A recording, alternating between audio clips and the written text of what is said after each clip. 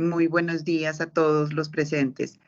Esta vez nos correspondió a la Regional Suroccidente y de este grupo al Departamento de Nariño dar inicio a esta charla. Hoy se va a tratar algo que no se ve todos los días, pero sí es de suma importancia saber dar un adecuado manejo y diagnóstico. Entonces, es por esto que hoy vamos a tener presente a la doctora Diana Vanessa Suárez, es endocrinóloga pediatra. Ella es egresada de la Universidad de Nariño, pediatra de la Universidad Libre y endocrinóloga pediatra de la Universidad de Antioquia. Trabaja acá con nosotros en Nariño y también hace consulta en el departamento del Cauca. El tema que se va a tratar hoy es hiperplasia suprarrenal congénita. Damos inicio a la doctora Vanessa. Muchas gracias, doctora Jenny, por la introducción. Es para mí un placer siempre poderlos acompañar en estas charlas de ASCON. Es una sociedad que siempre ha mostrado una organización impecable y un ejemplo a seguir para todas las sociedades científicas a nivel médico. Entonces, es un honor para mí poderles presentar hoy este tema. Muchas gracias por la invitación. Entonces, como la doctora Jenny ya me presentó, mi nombre es Diana Vanessa Suárez Ayala. Yo soy pediatra de la Universidad Libre, soy egresada como médica de la Universidad de Nariño y endocrinóloga pediatra de la Universidad de Antioquia, y hoy les vengo a hablar específicamente sobre el diagnóstico neonatal. Al final vamos a hablar un poco sobre tratamiento. Esta es la tabla de contenido que les vengo a proponer hoy, pero digamos que el enfoque será en la fisiopatología y en el diagnóstico. Empezando entonces por la definición, primero hay que decir que la hiperplasia suprarrenal congénita engloba un grupo de enfermedades, no es solo una enfermedad, pero todas ellas tienen en común que hay una alteración a nivel de la esteroidogénesis suprarrenal que al final tiene una alteración en el nivel, en la producción del cortisol. Esta puede ser total o parcial y por tanto, clínicamente esa diferencia se va a ver muy notoria y clínicamente se han hecho una diferenciación en dos grandes grupos: la hiperplasia suprarrenal clásica y la no clásica. En cuanto a la hiperplasia suprarrenal clásica, tenemos a su vez dos variantes, la perdedora de sal, que es el 75% de los casos, y la variante virilizante simple, que es el 25% de los casos. En este momento, como nos estamos refiriendo al diagnóstico neonatal, pues vamos a enfocarnos principalmente en el 75% de los casos, que son las perdedoras de sal, aunque podrían manifestarse alguna clínica en cuanto a la virilización de genitales externos en pacientes neonatos, cuando hablamos de virilizante simple, pero a esta edad no podría ser incluso no muy notoria la virilizante simple. Dato muy importante, el 95% de los casos de hiperplasia suprarrenal congénita son causadas por mutación del CYP21A2. Entonces, hablando pues de la parte genética, es muy importante recordar que esta es una enfermedad que se hereda de forma autosómica recesiva.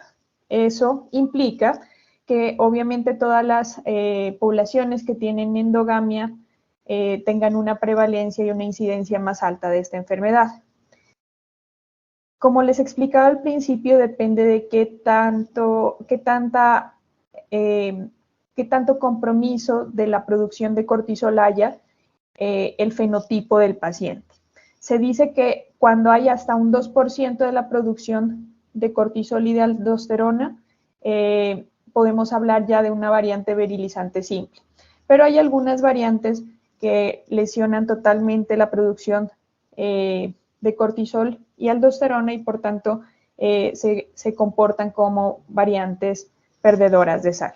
Aquí podemos observar una cosa, digamos, importante. No vamos a entrar en detalle de la genética específicamente de esta enfermedad porque tiene muchos bemoles, pero simplemente para mostrarles que hay que recordar que tenemos un pseudogen, que es el CYP21A1P, cuyas alteraciones también pueden alterar el fenotipo de los pacientes. Pero quien produce en realidad la 21-hidroxilasa es el gen de la CYP21A2.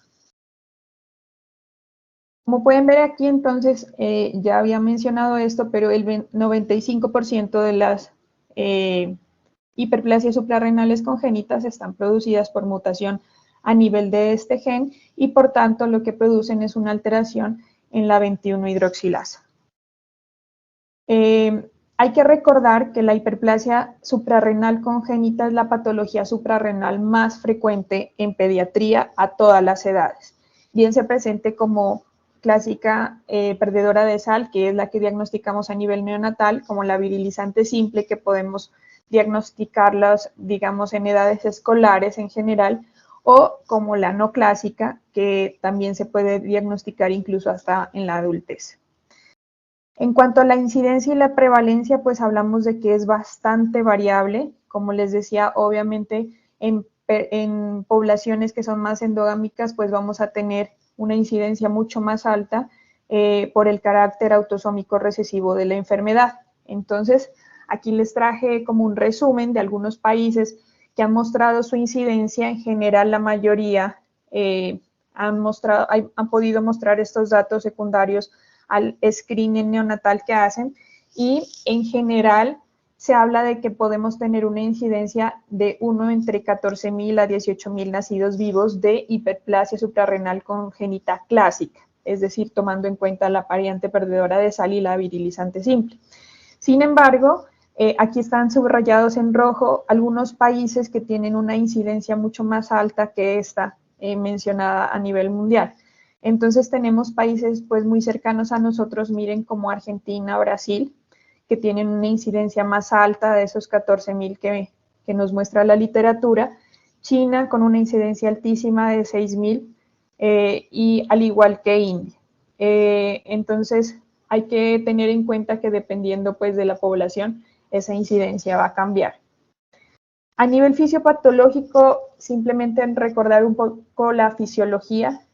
Inicialmente recordaremos aquí en la anatomía que la glándula adrenal se compone de 3 grandes bloques, digamos así.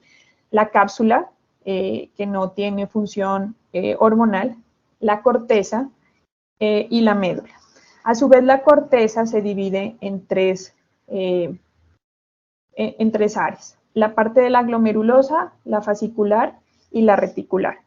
Es muy importante esta división anatómica. Como ustedes ven, a nivel histológico ya se nota un cambio importante en la morfología de la corteza, pero además a nivel fisiológico, cada una de estas áreas tiene una producción hormonal diferente. La glomerulosa produce principalmente aldosterona, no es exclusivamente, pero principalmente aldosterona.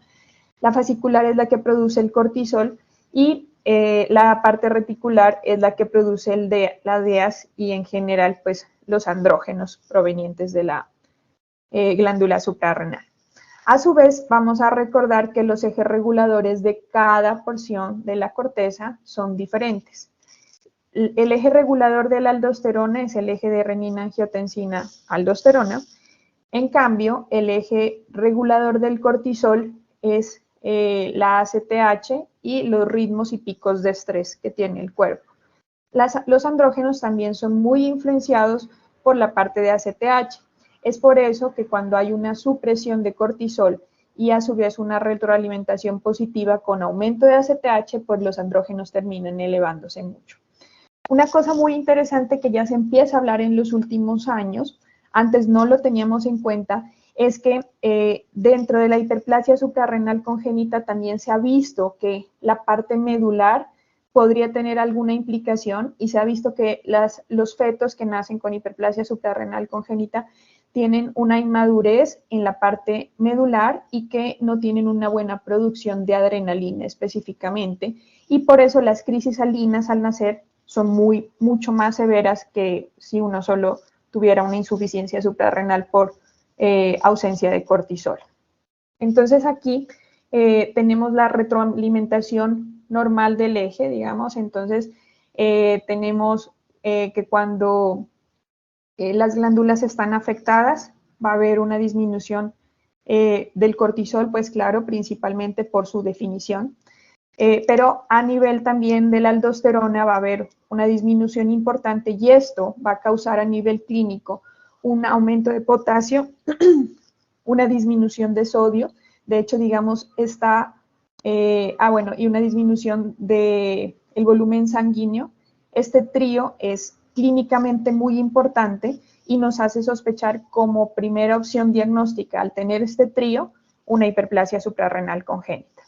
Esto pues va a producir una disminución de la presión arterial y por tanto como contrarregulación va a aumentar la renina a nivel renal y se activa el eje renina-angiotensina, aldosterona en teoría, pero la aldosterona acuérdense que por alteración enzimática no se está produciendo muy bien, pero esto también hace una retroalimentación a nivel del sistema nervioso central.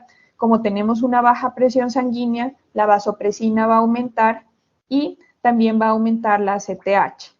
Ese aumento de la ACTH, en su medida desesperada, digamos, para darle la orden a la suprarrenal que produzca más cortisol y más aldosterona, también va a aumentar los niveles de andrógenos.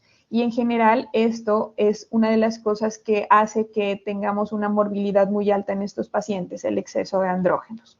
Como ustedes pueden ver aquí en esta literatura que es del 2022, también ya se empieza a contar con la disminución de adrenalina al nivel de la médula suprarrenal.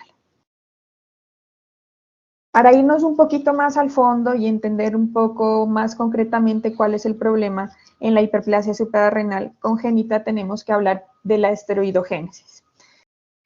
Básicamente a nivel de la esteroidogénesis vamos a tener la producción final de aldosterona, de cortisol y de andrógenos en general, ¿sí?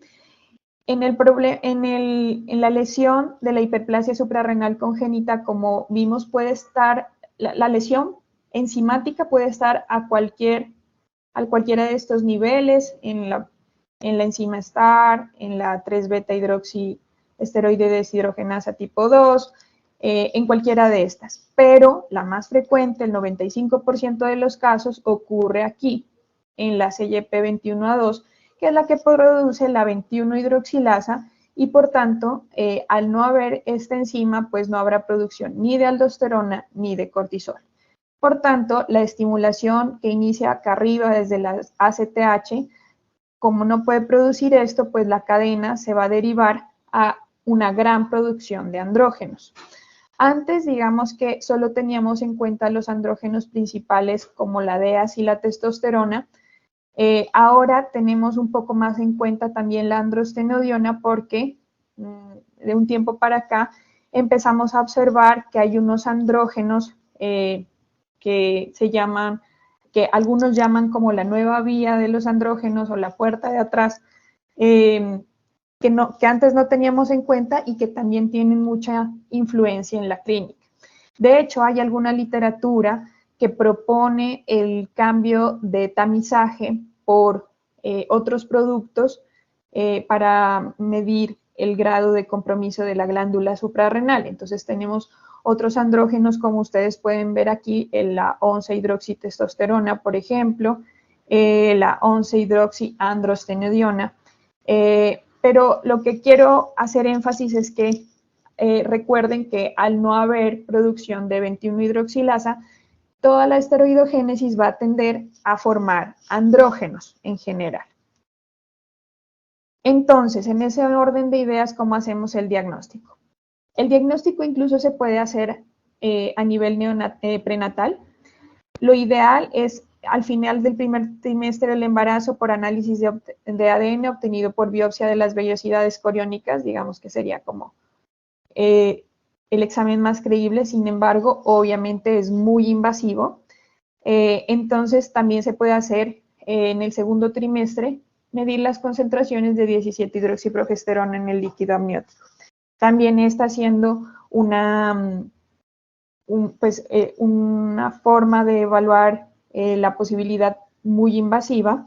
Se ha encontrado otro diagnóstico prenatal, pues que no es tan invasivo, que es la extracción de muestras de ADN fetal libre en el plasma materno.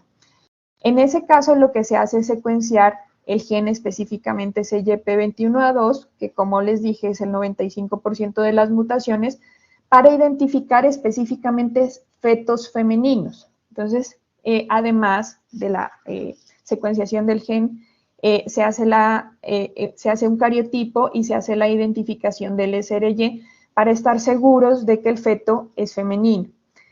Esta secuenciación se hace idealmente en las semanas 6 a 7 de la gestación cuando hay un riesgo alto, ¿sí?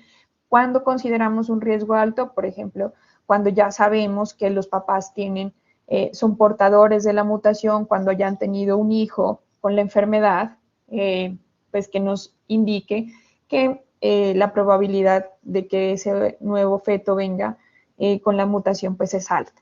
¿Por qué se debe hacer el diagnóstico prenatal a estas semanas?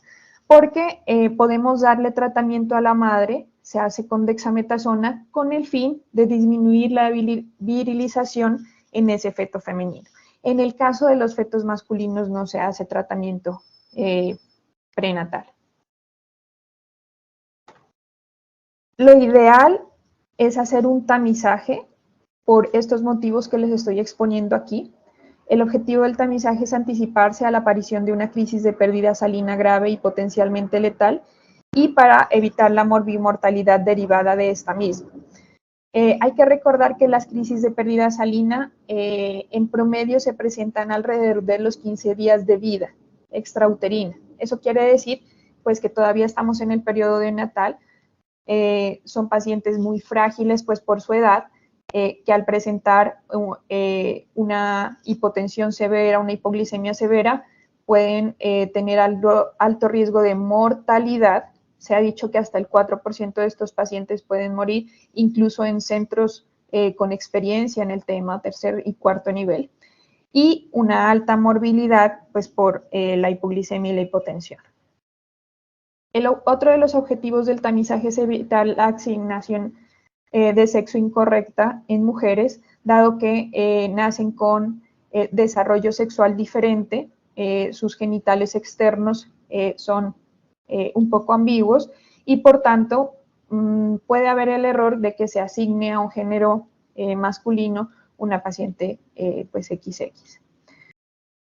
Otra causa por la que hacemos el tamizaje es el diagnóstico precoz de las formas virilizantes simples para evitar la hiperandrogenización durante la infancia, porque esto al final nos lleva a una talla final baja. Digamos que el tamizaje está enfocado en el diagnóstico precoz de las formas clásicas. Sin embargo, también nos ayudaría a hacer una detección de las formas clásicas, no clásicas, y aunque este no es su objetivo, pues es un extra en que nos puede ayudar a determinar estos pacientes. Como les decía, la probabilidad de muerte pues de una crisis salina se ha calculado alrededor de un 4%. Haciendo el tamizaje pues nos evitaríamos ese riesgo de mortalidad. A largo plazo, estudios en Japón y en Reino Unido dicen que el hecho de presentar crisis salina se ha visto que hasta el 20% de los pacientes puedan desarrollar dificultad de aprendizaje y discapacidades intelectuales que también podríamos evitar con el tamizaje. Y pues por último, como les venía diciendo, pues ayuda a la correcta asignación de género y esto obviamente a nivel de la estabilidad psicológica y la salud psicológica de toda la familia pues es muy importante. Les traje este estudio que es un estudio de costo-efectividad. ¿Qué tan costo efectivo fue realizar el screening de hiperplasia suprarrenal congénita? Es un estudio brasileño. Y nos mostraron que hubo una diferencia significativa en estas variables. La edad del diagnóstico, entonces miren que cuando no había screening, el diagnóstico de estos pacientes fue a los 38 días de vida, mucho más tardío, mientras que con el screening se concretó el diagnóstico final a los 17 días de vida. Una cosa súper importante, el nivel de sodio cuando no se había hecho el tamizaje, en la población que nos hizo el tamizaje fue de 121, ya una hiponatremia importante, mientras que en los que se hizo el screening fue solo de 131, que es una hiponatremia pero muy leve, e incluso sin clínica, puede ser muy probablemente. La tasa de hospitalización pues aumentó en los pacientes que no recibieron screening y obviamente los días, el porcentaje de la tasa de días de hospitalización en cuidado intensivo fue mayor en los no tamizados que en los tamizados. La diferencia notable, 22 días comparado con 9 días, y todos estos pues tuvieron una diferencia estadísticamente significativa.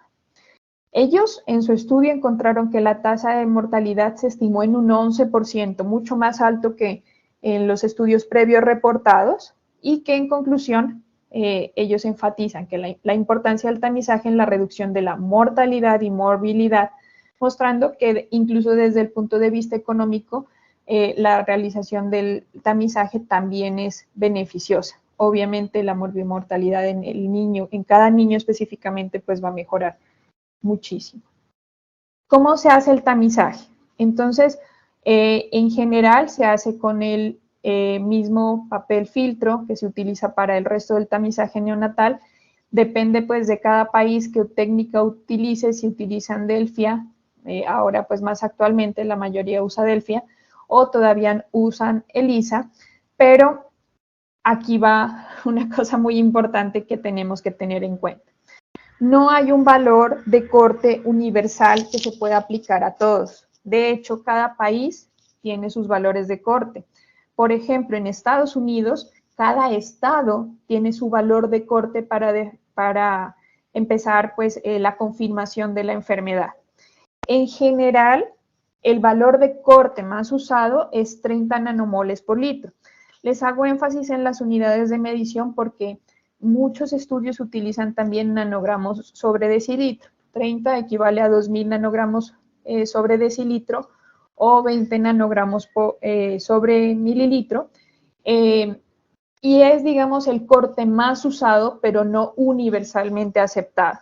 En Estados Unidos, por ejemplo, hubo una revisión ahorita en el 2022 que compararon los valores de corte y encontraron que en neonatos a término, con buen peso para la edad gestacional, los rangos del corte, dependiendo de cada estado, podían oscilar entre 25 y 75 nanogramos, que equivaldría a 2.500 a 7.500 nanogramos sobre decilitro. ¿Sí? Entonces, miren que hay un valor de corte no muy específico en la literatura y que oscila mucho dependiendo de cada país.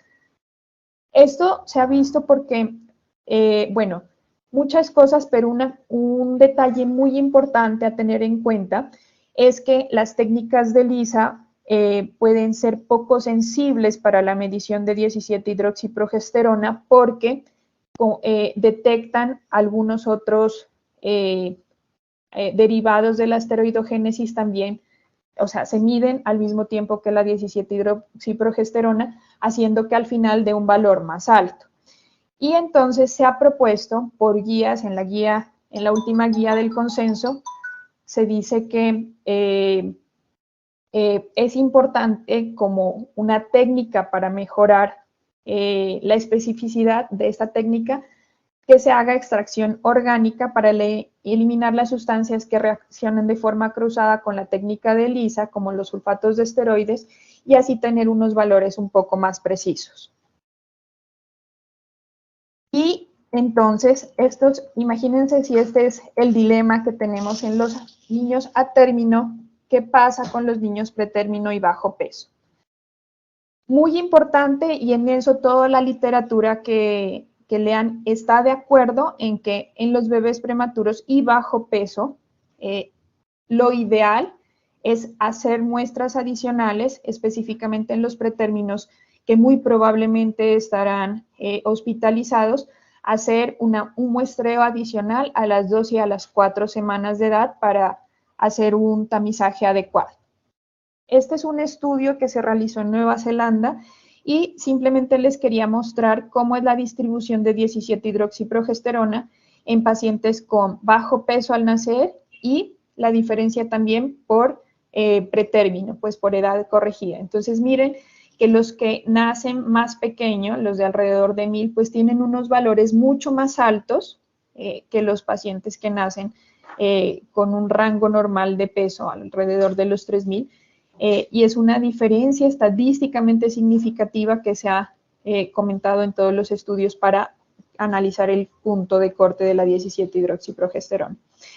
Esta tendencia también se repite con la edad gestacional. Entonces, miren que los pretérmino también tienen unas mediciones mucho más altas de 17-hidroxiprogesterona sin estar enfermos, o sea, sin tener la enfermedad.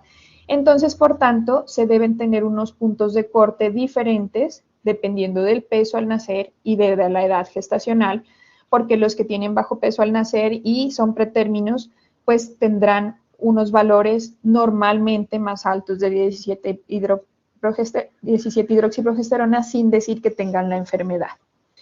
Ellos, por ejemplo, en este estudio en Nueva Zelanda, hicieron un diseño de su tamizaje en el que dividieron a los recién nacidos en 3 grupos y se enfocaron más en el peso al nacer. Dividieron a los recién nacidos en menores de 1.000 gramos, entre 1.000 gramos y 1.500 y mayores de 1.500. Y como ustedes pueden ver, a cada grupo se le aplica una estrategia diferente de screening. A los que son menores de 1.000 gramos se les realiza el screening. A todos se les realiza el screening a los 2 o 3 días de vida, pero en los menores de 1.000 gramos se repite a las 2 semanas y a las 4 semanas de nacer. A los que nacieron entre 1.000 y 1.500 solo se repite una vez a las 2 semanas, y los que nacieron mayores de 1.500 se considera que con el primer screening es suficiente. Una vez que con esos screening tengamos una 17-hidroxiprogesterona por encima del rango, se hace la segunda muestra, que en este caso ya no se hace por inmunoensayo, ya no se hace por ELISA, sino se hace por otra metodología que es mucho más sensible, que es la medición en tándem, y pues que se ha considerado el gold estándar. Sin embargo, pues es una tecnología más cara y, por ejemplo, en nuestro país no disponible. Entonces, por eso siempre se utiliza ya para confirmación, no para hacer el screening inicial. Este es un ejemplo de cómo los alemanes en el 2003 hicieron unos cortes, unos valores de corte diferentes dependiendo del peso al nacer. Entonces, miren que antes de este estudio ellos solo utilizaban menores de 2.000 y mayores de 2.000, y el corte lo consideraban normal en 90 y normal en 40, dependiendo de estos 2 pesos. Pero después, pues, se dieron cuenta, gracias pues a los valores que fueron acumulando en su experiencia al hacer el tamizaje, que tenían que ser más concretos en los valores del peso al nacer, y entonces dividieron a la población en menores de 1.000, de 1.000 a 1.500, de 1.500 a 2.000, de 2.000 a 2.500 y mayores a 2.500. Y miren que al final los valores son muy diferentes. Entonces, en menores de 1.000 lo consideran normal, menor de 200, mientras que, por ejemplo, si nos vamos al otro extremo, en mayores a 2.500 gramos, lo consideran normal, menor a 60. ¿Sí? Entonces, miren que los valores normales en bajo peso al nacer, pues son mucho más altos que los valores en los niños que nacen con buen peso. Entonces, simplemente todo esto para reforzar la idea de que los niños con bajo peso y pretérminos tienen que tener unos valores de corte diferentes. Este estudio fue hecho en China también, similar, digamos, al de Alemania 2003, pero este es mucho más actualizado, 2019, y ellos hicieron la modificación del punto de corte no por edad, perdón, no por peso, sino por edad gestacional. Entonces, miren que antes de ajustarlo tenían estos valores y después ajustaron los puntos de corte en los más pequeños, un valor de corte más alto, y por tanto encontraron una tasa menor de falsos positivos. Aquí se habían diagnosticado, pues habían resultado positivos para el screening 269 pacientes y acá solo 192 de los 3 pacientes que en realidad tuvieron hiperplasia. Entonces, consideraron que pues, el ratio de positivos, obviamente, de reales positivos mejoró, y el valor predictivo positivo también pues pudo mejorar. Entonces hicieron un cambio en sus cortes y después de este estudio lo que utilizan es estos cortes dependiendo de la edad gestacional. Este es un estudio también indio, aún más reciente del 2020, y ellos utilizaron los dos, tanto semanas gestacionales como peso al nacer. Igual, miren que, por ejemplo, un menor de 1000 gramos utiliza, y de 37 semanas, menor de 37 semanas, utiliza un corte mucho más alto, un punto de corte mucho más alto que uno que nació con buen peso y a término, 189 comparado con 37.5. Igual en las semanas, cuando compararon peso y semanas, lo mismo, miren, aquí un pretérmino, por ejemplo, de menor de 32 semanas, que pesó menos de 2.500, va a tener un punto de corte más alto que el que nació a término y mayor de 2.500. Entonces utilizan esta tabla ahora para hacer el punto de corte para su screening. En Colombia, como ustedes saben, todavía no se ha regulado el tamizaje neonatal y la propuesta, por eso aclaro, aún no oficial, la propuesta que se ha hecho en el tamizaje que estamos esperando se realice lo más pronto posible es poner estos puntos de corte regidos más por el peso que por la edad gestacional. Una cosa muy, muy importante que hay que enfatizar es que no se puede hacer tamizaje neonatal de hiperplasia suprarrenal congénita con 17-hidroxiprogesterona en niños en el primer día de vida, porque es normal que los niños nazcan con valores altos y progresivamente el valor de 17-hidroxiprogesterona va bajando. Por eso, sin duda alguna, todos los screening en el mundo consideran hacerlo después de las 24 horas. Idealmente, dicen que lo ideal sería las 72 horas, pero obviamente por cuestiones de hospitalización, de días de internación, etcétera, se reduce y la mayoría lo hacen después de las 48 horas. Por eso la propuesta en Colombia es hacerlo después entre las 48 a 72 horas. En la clínica, al final, digamos que después de haber visto pues todos los valores bioquímicos, ¿qué es lo que vamos a encontrar en la clínica? Sin duda alguna, y lo que más llama la atención al examen físico, la primera alteración que vamos a ver, sobre todo en mujeres, que es, digamos, más llamativo, es la virilización de genitales externos. Entonces, para hacer una clasificación de este hallazgo al examen físico, utilizamos la escala de Prader. Aquí podemos ver una configuración femenina normal y una configuración masculina normal, donde tenemos un escroto con sus testículos.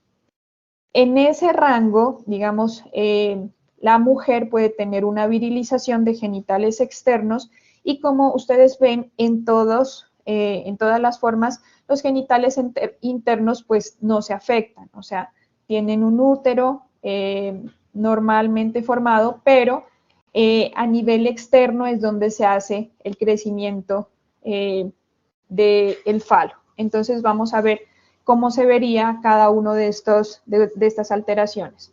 En el grado 1, en la escala de Prader grado 1, solo hay una hipertrofia del clítoris y no más. El resto está normal.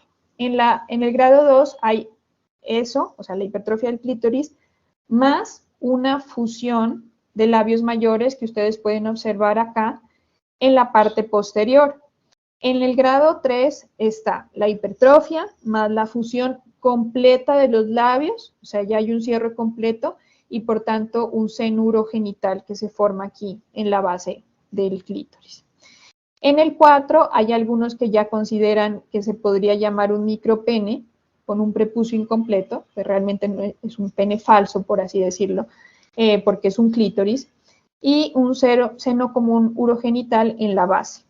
Y en el estadio 5 son genitales masculinos, pero con escroto vacío. Súper importante por eso siempre hacer una palpación de los testículos, porque hay algunos pacientes que lucen totalmente masculinos y la única diferencia es que los escrotos están vacíos, pues porque no tienen testículos, sino ovarios que están normalmente localizados. Este es un ejemplo de lo que les estoy hablando, es un Prader 5, en donde se ve unos labios totalmente escrotalizados, oscuros, rugosos, un clítoris bastante grande. Pues en esta foto no se ve, pero obviamente si uno levanta el clítoris van a estar unos labios totalmente fusionados, pero la única diferencia, digamos, al examen físico es que a la palpación no vamos a encontrar las gónadas. Entonces van a ser unos escrotos vacíos. Después, no inmediatamente al nacer, en general son niños, niños y niñas, por lo demás, sanos. La única, digamos, el único hallazgo que encontramos es la virilización externa, que se puede dar en mujeres, que es más llamativo. En hombres a veces no es tan llamativo y por eso tenemos que ser muy acuciosos, por ejemplo, cuando hacemos la exploración, mirar que el escroto sea normal para su raza. También hay que tener en cuenta, por ejemplo, que los niños de raza negra pueden tener un falo y un escroto, un falo un poco más grande y un escroto más oscuro que los niños de raza blanca, pero en general ellos también presentarán un grado de hipervirilización, sino que no es clínicamente tan llamativo. En la crisis adrenal, que como les decía se presenta alrededor de los 15 días de vida, pues los síntomas serán vómito, diarrea, fiebre inexplicable, pérdida de peso, anorexia o hiporexia. Y como les decía al principio, vamos a tener una tríada muy importante que es la hiponatremia, hipercalemia, y a nivel metabólico vamos a encontrar una acidosis metabólica muy importante e hipoglicemia. Hipoglicemia que puede llevar a la convulsión, hiponatremia que puede llevar a un grado de shock al final hipovolémico, hipotensivo, pues que por la causa de que no hay aldosterona, no hay cortisol, y como les dije al principio, también se ha visto que la función de la adrenalina está disminuida, entonces pues vamos a tener al fin un shock que es refractario incluso a vasopresores. Por esto es importante tomar estos exámenes que ustedes están viendo acá, pues los electrolitos para mirar dónde estamos. Siempre hiponatremia más hipercalemia, lo primero que hay que descartar, hiperplasia suprarrenal congénita. Y obviamente pues todas las mediciones que sabemos del eje, principalmente obviamente el cortisol, que esperaremos por definición bajo, y la 17-hidroxiprogesterona, que esperaremos por definición muy alta. Por último, quiero hablarles pues un poquito del tratamiento, no es el tema de abordaje, pero me parece pues interesante tocarlo de una forma rápida. El tratamiento pues se va a hacer con glucocorticoides y el objetivo de los glucocorticoides no es solo suplir el déficit de cortisol, sino también inhibir la producción de ACTH, que es la que al final produce la elevación de los andrógenos. Entonces, al dar glucocorticoides estamos haciendo las dos cosas, supliendo la función del cortisol y además inhibiendo la producción de andrógenos. Sin embargo, como con dosis fisiológicas de los glucocorticoides orales no podemos suprimir la producción de andrógenos, es por eso que tenemos que dar unas dosis mucho más altas que la producción fisiológica. Se dice que la producción fisiológica es alrededor de 8 a 12 miligramos metro cuadrado día. Si usted tiene una insuficiencia adrenal por otra cosa, por ejemplo, en la etapa neonatal, un sangrado de la suprarrenal por un shock, por ejemplo, entonces usted tiene que suplir a ese niño con hidrocortisona a una dosis de entre 8 y 12 miligramos metro cuadrado día. En cambio, si usted tiene como causa de la insuficiencia suprarrenal una hiperplasia suprarrenal congénita, no va a suplir solo el cortisol, sino que con esa dosis también quiere inhibir la producción de andrógenos. Por tanto, las dosis tienen que ser mucho más altas se ha considerado que la dosis es de 15 miligramos metro cuadrado día. Incluso hay alguna literatura que dice que en neonatos se podría llevar hasta 25 miligramos metro cuadrado día. Muy importante, siempre que vamos a suplir la hidrocortisona, darla al menos en 3 dosis por la vida media del medicamento. A este respecto, quise traerles esta gráfica que habla sobre los nuevos tratamientos. ¿Y por qué nuevos tratamientos si ya tenemos hidrocortisona? Porque precisamente por la farmacocinética y farmacodinamia de la hidrocortisona, en realidad a largo plazo se ve muy difícil tratar la enfermedad porque hacemos picos altos y picos bajos. No hemos podido con la hidrocortisona simular la producción normal de cortisol. En esta gráfica ven en una línea azul la producción normal de cortisol en un individuo sano. Sin embargo, como ustedes pueden ver, lo demás son picos altos, o sea, apenas se administra. En general, como se administra 3 veces al día, por ejemplo, en la línea tomate que ustedes están viendo, entonces hay una administración aquí, una administración aquí y una administración aquí. Entonces tiene pues un periodo de duración, pero también tiene unos picos hacia inferior, y en estos picos hacia inferior es donde la ACTH vuelve y se sube y los andrógenos vuelven y se suben, entonces no hay un buen control de la enfermedad. Perdón. A nivel de mineralocorticoide hay que recordar que en la hiperplasia suprarrenal clásica, especialmente en la perdedora de sal, pues hay un déficit muy importante no solo de cortisol, sino también de aldosterona. Es decir, todos los niños que debuten con forma clásica, especialmente en la perdedora de sal, pues tienen que tener una suplementación también de mineralocorticoide. Esa dosis se ha hablado de que es entre 0.05 a 0.2 miligramos día. Ojo, no miligramos kilo, sino miligramos al día. Y se ha visto que es más efectiva si se divide en 2 o 3 dosis. Además, en los niños pequeños, en los neonatos y en los infantes en el primer año de vida, es necesario también suplementar con cloruro de sodio, y esa dosis es de alrededor de 1 a 2 gramos por día, repartidos en cada una de las tomas de leche. Entonces se toma 1 gramo de sal, por ejemplo, y se lo divide, en las tomas que se va a tomar ese niño en el día. Aunque las formas virilizantes simple, que acuérdense también es una subclasificación de la hiperplasia suprarrenal clásica, secreta una adecuada cantidad de aldosterona y por definición pues no tiene crisis de pérdida salina, también necesitan tratamiento de mineralocorticoides para estabilizar la renina, y también se ha visto que cuando se les administra mineralocorticoides a estos niños, la dosis de glucocorticoides no tiene que ser tan alta y por tanto los efectos adversos de esas dosis suprafisiológicas de glucocorticoides van a disminuir.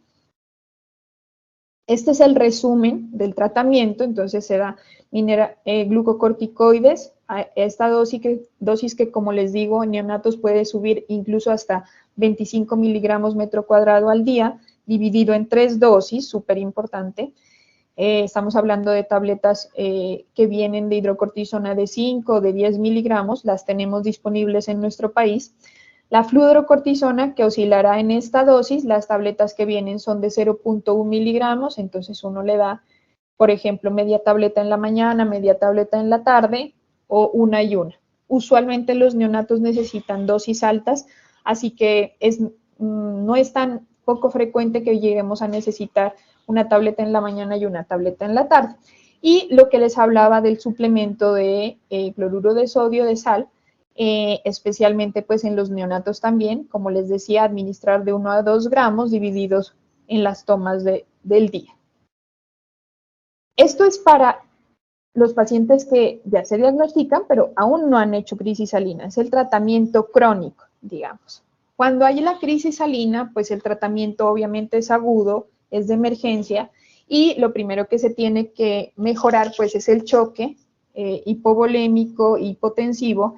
Entonces se administran bolos de solución salina normal.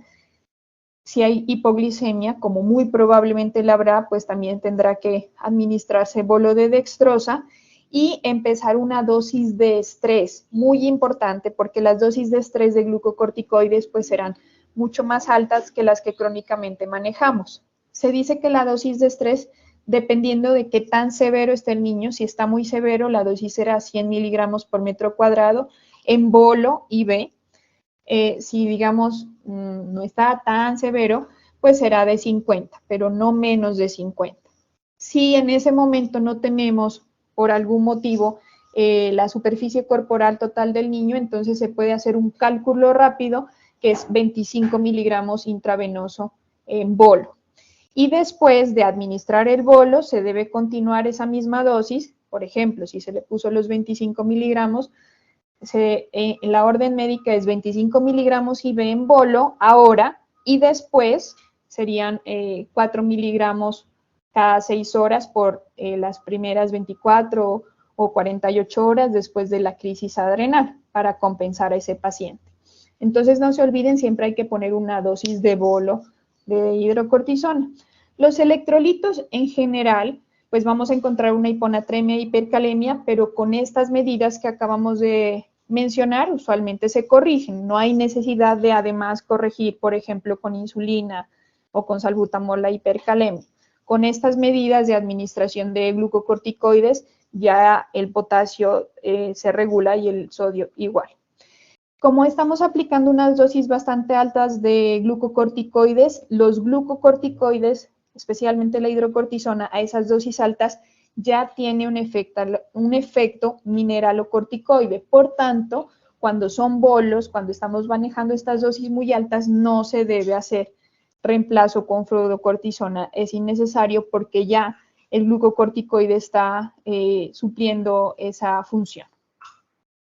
A largo plazo, pues monitorizamos los electrolitos, la 17-hidroxiprogesterona, los andrógenos, pero digamos que no es pues, el tema de esta charla. Hay nuevos tratamientos, todavía todos en fases experimentales, hay algunos muy prometedores, pero simplemente les quería mostrar que ya se están haciendo nuevos medicamentos con inhibición enzimática, por ejemplo, algunos desde la parte más precoz de la esteroidogénesis, otros específicamente para pues, otros tipos de hiperplasia donde la producción, la mutación, perdón, es diferente, y otros no a nivel de la glándula suprarrenal y la esteroidogénesis, sino a nivel del ACTH, por ejemplo, o a nivel de los receptores. Incluso también hay estudios en fase 2 de terapia génica, donde se inyectan virus con la cadena de ADN normal del CYP21A2 para que pues se pueda hacer un ARN mensajero y por tanto una proteína funcional. Y en teoría hasta el momento en fase animal que van, pues ha funcionado muy bien. Al final quiero simplemente mostrarles este artículo que publicamos con nuestro grupo de la Universidad de Antioquia. Fue una caracterización de una corte de pacientes pediátricos y les quiero hacer énfasis que miren que nosotros tuvimos al final, incluimos un total de 132 pacientes y un cuarto de ellos fueron diagnosticados en el periodo neonatal. Además, el 48%, o sea, casi la mitad de los pacientes que nosotros evaluamos, tuvieron crisis salina. Y obviamente una crisis salina, como ya mencioné, tiene una mortalidad y una morbilidad pues más elevada. Los valores de 17-hidroxiprogesterona en esta población, en la variante perdedora de sal, se encontraron con una media de 6.860, pero miren que se encontraron valores tan bajos desde 4.000. Acuérdense que el corte en general es de 2.000, así que como ustedes pueden ver fácilmente, estos pacientes pues son detectados por el screen. Como conclusión, pues la hiperplasia suprarrenal es la patología suprarrenal más frecuente en pediatría, la mutación más frecuente es en el gen CYP21A2. Súper importante que iniciemos lo antes posible el tamizaje, todos queremos que se haga ya, con el fin de prevenir la morbilidad y la mortalidad que sobre todo pueden traer las crisis salinas que se presentan, como les decía, a los 15 días de vida. Muy importante recordar que los valores de 17-hidroxiprogesterona varían mucho en la literatura, pero en general el corte es de 30 nanomoles o 2.000 nanogramos por decilitro, y que en niños con bajo peso y pretérminos hay que modificar esos puntos de corte porque ellos normalmente tienen una 17-hidroxiprogesterona más alta.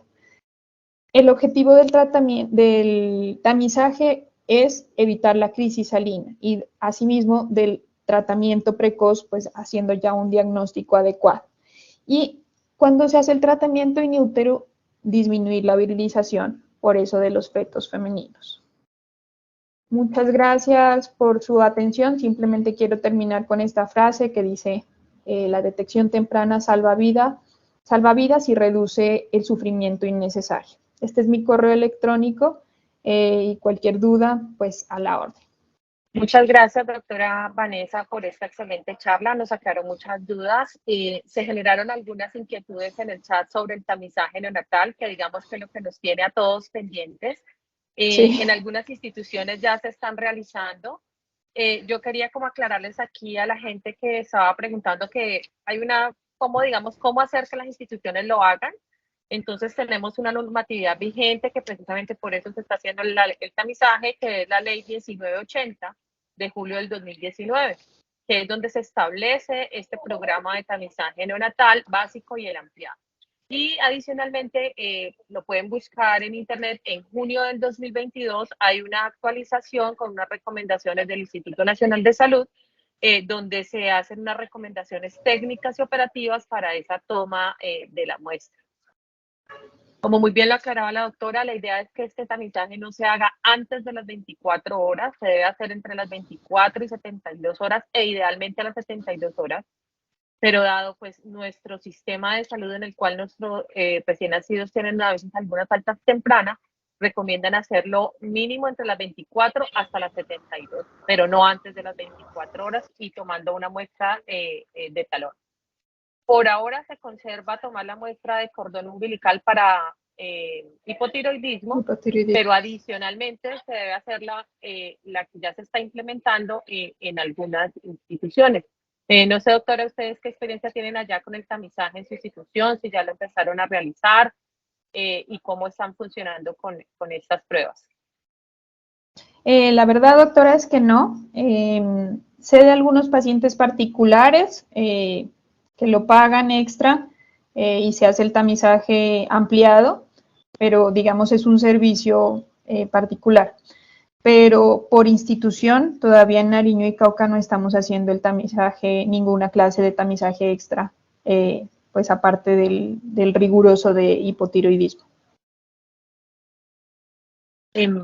Doctora, si estamos en un área, digamos, apartada, en un área rural, ¿qué podemos hacer o qué podrían hacer los médicos o los pediatras en la atención inicial de estos pacientes en los cuales estén sospechando? ¿Cómo pueden ellos sospechar en un área diferente a la nuestra donde tenemos disponibles diferentes exámenes? Pues mire, doc, lo más importante es hacer un buen examen físico. Creo que pues los neonatólogos son los haces en hacer una buena historia clínica y un examen físico, pues adecuado. Entonces, miren, muy importante como antecedente que en la historia clínica que los papás sean consanguíneos, o sea, si son primos, si son consanguíneos, pues la probabilidad aumenta. Entonces, si encuentro un paciente con una alteración de los genitales externos, o sea, tengo una hipervirilización, no le siento testículos en el escroto, los papás son primos y tienen un antecedente de un hijo que se murió a los 15 días, pues digamos que el diagnóstico no necesita de pues mayor laboratorio, ¿cierto? O sea, con la clínica y con una buena historia clínica vamos a poder determinar algunos pacientes. Sin embargo, cuando no tenemos esos antecedentes, muy importante al examen físico revisar bien los genitales y los que tengan acceso con un simple valor de glucosa y sodio, potasio, pues podemos hacer una triada, como les decía, que cuando hay una hiponatremia, hipercalemia, hipoglicemia, lo primero que hay que sospechar es una hiperplasia suprarrenal congénita. En ese caso, el tratamiento se hace de inmediato, entonces se pone la dosis de bolo de hidrocortisona y se remite pues con una vena permeable para administración de solución salina y dextrosa. Pero no se olviden de poner la dosis de hidrocortisona, que en ese caso pues le salvaría la vida al paciente. Pero básicamente con el examen físico, porque las mujeres se hiperbilirizan, los hombres también, obviamente en las mujeres es más notorio, y un sodio, potasio y una glucosa podríamos tener un diagnóstico presuntivo mucho más enfocado.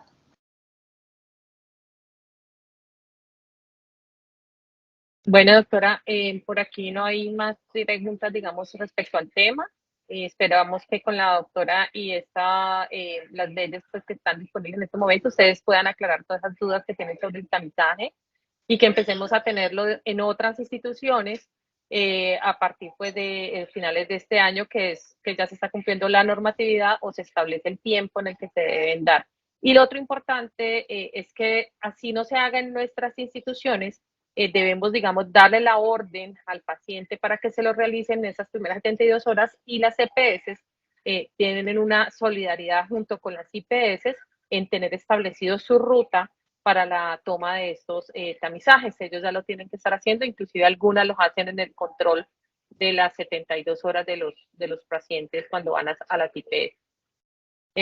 Vamos aquí si hay alguna última pregunta que acaban de hacer. Bueno, no, doctora, están dando felicitaciones por la conferencia, la gente muy agradecida y muchas gracias a usted por siempre estar dispuesta en estas actividades educativas. Muchas gracias a todos y les deseo un feliz día. Gracias.